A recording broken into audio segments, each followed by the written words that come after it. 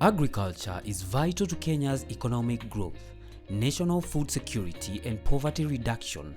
Hence, drought poses a great risk on the economic growth of the country. Many small farmers rely on rain-fed agriculture, and its high poverty rates render the country particularly vulnerable to climate risks. Recently, the country has faced some of the driest months ever experienced in the last 20 years. Drought being a temporary and natural climate feature caused by a significant decrease in precipitation over a prolonged period, human activities such as deforestation and changes in land use can worsen drought situations. Farmers are usually the first to be affected by drought because of their dependence on stored soil moisture, which rapidly becomes worn out during extended dry spells. Drought conditions can make grazing lands hazardous for livestock, since lack of water causes increased concentrations of nitrates and prussic acid, also known as hydrogen cyanide, which is toxic to humans through milk and meat consumption. If livestock cannot graze, they eventually become infertile and their milk and meat will dry up. Their physical condition will deteriorate until they finally become so weak that they may die. Thereafter, a farmer's only option will be to sell the stock at a low price or buy feeds, which is of course very expensive. Beef farming visited Narok County to witness how hard livestock farmers have been affected by the current drought. The area is inhabited by the Maasai community, whose main source of livelihood is livestock keeping. Drought being a major challenge to the people of Narok County has led to low yields, low valued products, lack of animal feeds and drying up of the seasonal rivers. As day breaks here, the sun brings no reprieve for the farmers who have to travel very long distances in search of water and pastures for their animals.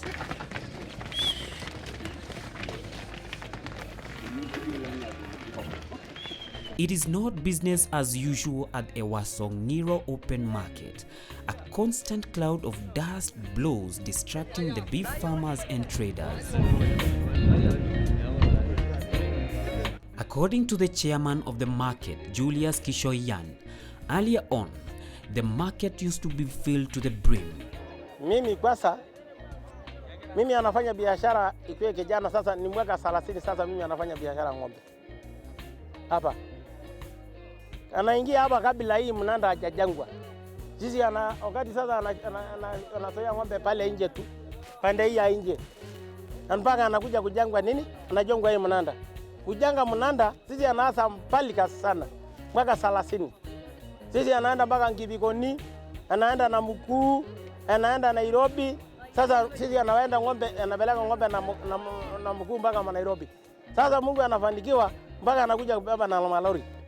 Kitambo hii soko ni mzuri. Ni sabi kwa sababu hii maji ng'ombe saa hii anafuata maji kwa sababu mto anakatwa. Hii mto hii watu wanakata maji mpaka ng'ombe anakosa maji kutoka pale mpaka huko. Ng'ombe anaenda kutafuta maji. Ila Narok anakosekana maji. Tayari pia. Wakati ile maji ile mto hajakatwa anafanya nini? Ng'ombe anafuata mahali maji iko. Msitoni pia anamalishwa. Na msitoni analeta mvua. Na mvua hakuna kwa sababu ya nini? Ya maji na maneno ya msitoni. Msitoni ya Mao anamalishwa. Anamalishwa na hii mtu tena pande hii kutoka town anakatwa. Anaweka mashini chini. Hii pande hii watu wa pande hii hapati maji. Na pande hii anakatwa, watu wa pande hii hapati maji. Sasa hii maji sisi hakuna. Ng'ombe saa hii anaona ng'ombe hakuna hii masoko sababu ya hiyo. Herders in the region are migrating vast distances in search of water and feeds to save their increasingly thin, diseased and sometimes dying livestock. The journey is not for the faint-hearted, as we learned full hand and the terrain none forgiving.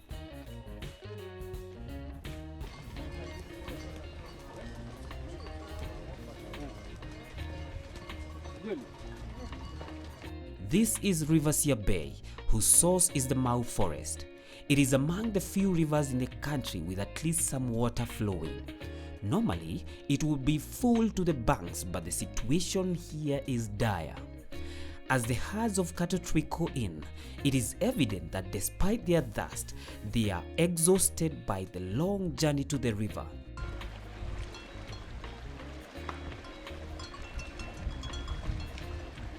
This poses a huge risk to the animals as they may break their legs in the rocky riverbed as they look for the best spot to have a drink.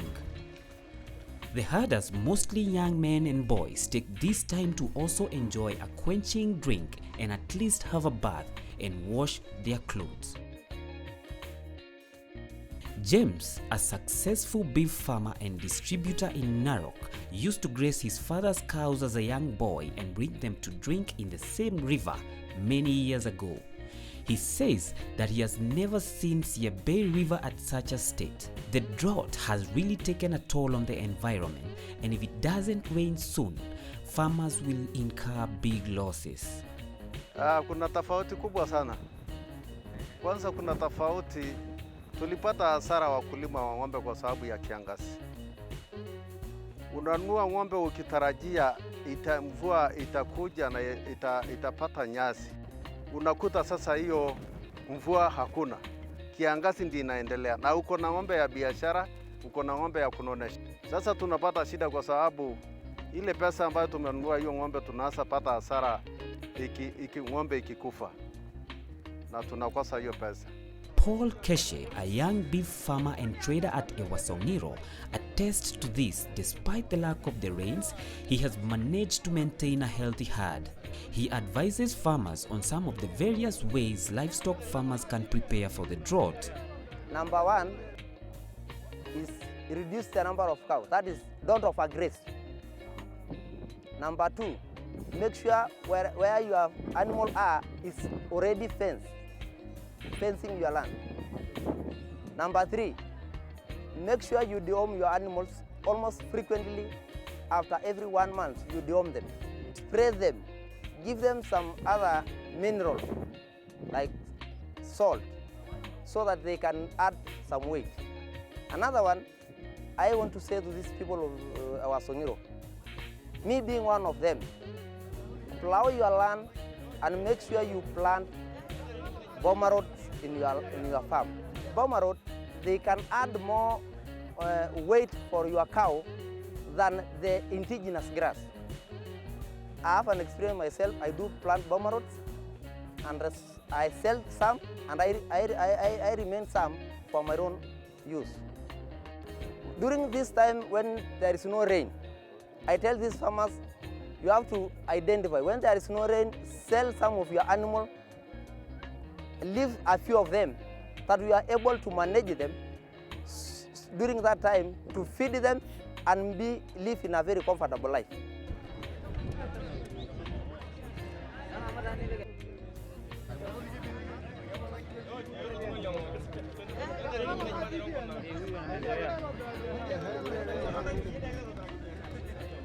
Mimi nilikuwa ninaomba kama ikiwezekana wa Maasai wale wako na shamba ambayo wanaasa panda hii nyasi wafanye juu chini apande, kwa sababu sasa unaona sasa hii kiangazi kali namna hii, unaona hii nyasi ni green. Ukienda kutoka nje ya hii nyasi unakuta mahali hata imekauka sana. Kwa hivyo ninaambia hata watu wapande nyasi, kila mtu ambaye ako na shamba apande nyasi, kwa sababu hitabaki ikiwa sasa ni yeye ako na faida, kwa sababu atakuwa na faida ya ng'ombe yake. Kama ana ng'ombe, tutapata wale wako na ng'ombe watakuja basi kwa huyo mtu, na yeye atapata pesa kupitia ile nyasi.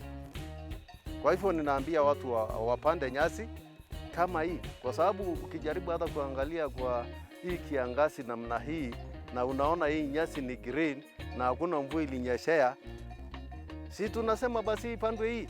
Bomber rod's grass is drought tolerant with a strong rooting system that enables it to spread quickly to form a ground cover. One challenge with the grass is its poor germination rate, making seeds and planting an important issue to consider when planting.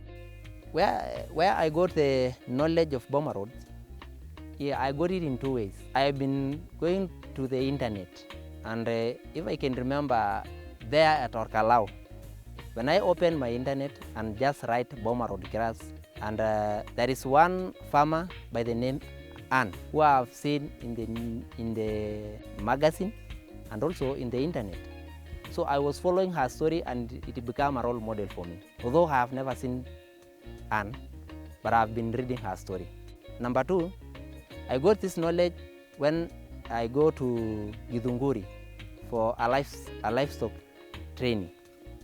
When we traveled to Githunguri, I found in so many homes that they have bale of grass in their stores.